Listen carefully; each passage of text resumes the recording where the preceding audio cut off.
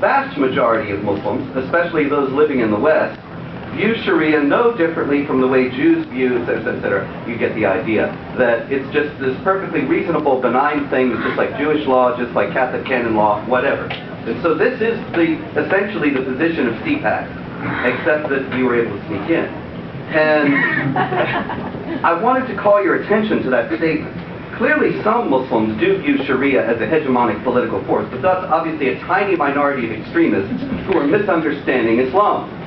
The first misunderstander of Islam was Muhammad, the prophet, who said Islam must dominate and not be dominated.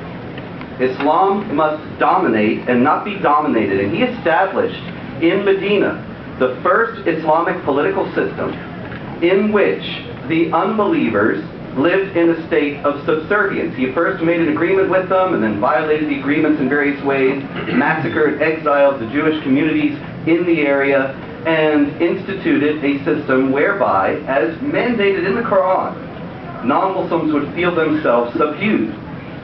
Now, in Islamic law, that is an absolutely fundamental aspect of the Muslim's relation with non-Muslims. That the non-Muslim is not equal to the Muslim, because the non-Muslim is a renegade who's rejected the true prophet, rejected the true faith, and has to be made to suffer in this world as well as in the next, to remind him always of how he has evilly gone to war against God.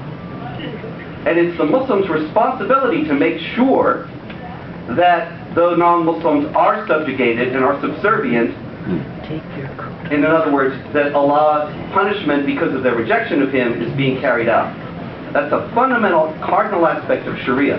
Now, Al Khan would say, that's not Sharia at all. That's just a misunderstanding of Sharia purveyed by people who don't know what they're talking about. So, let's look at the record. There have been plenty of Sharia states.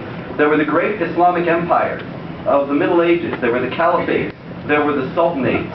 There are today Saudi Arabia and Iran, Sudan, some areas of Somalia, where Sharia is in place.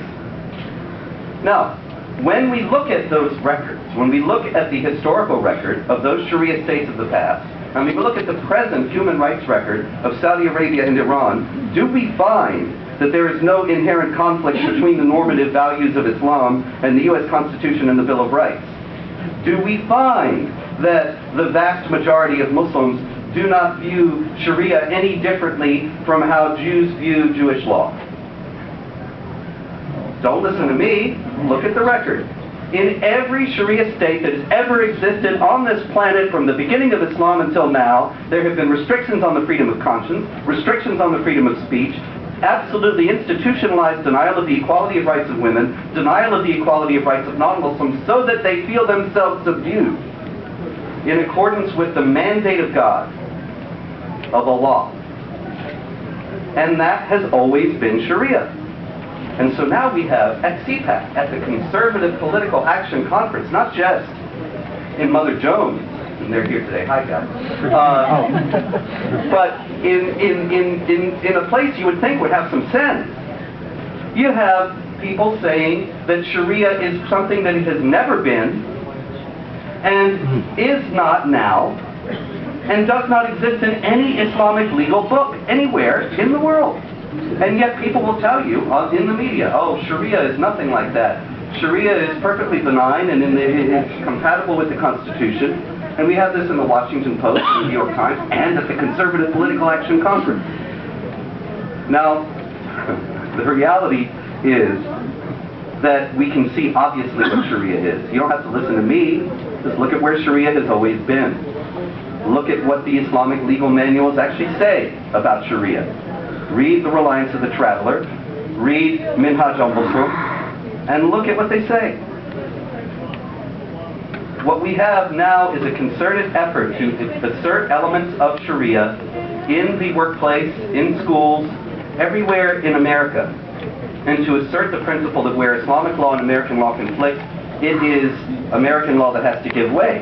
And what's the upshot of that? That Muslims get special privileges to which non-Muslims are not privy. Like the whole assembly line, the whole factory thing has to stop so that the Muslims can pray. And then the meatpacking plants, the JV Church meatpacking plants in Nebraska and Colorado, Muslims get special break times that the non-Muslims don't have.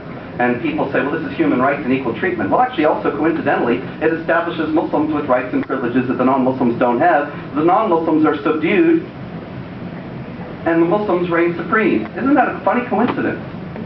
Anyway, Robert Muse is a lawyer with the newly established American Freedom Law Center, which is a very important strike back at the Sharia initiative in the United States, because it is the first law center in the first place that is headed by a Jew and a Christian, so two of the foremost lawyers in the country, David Yershami and Robert Muse.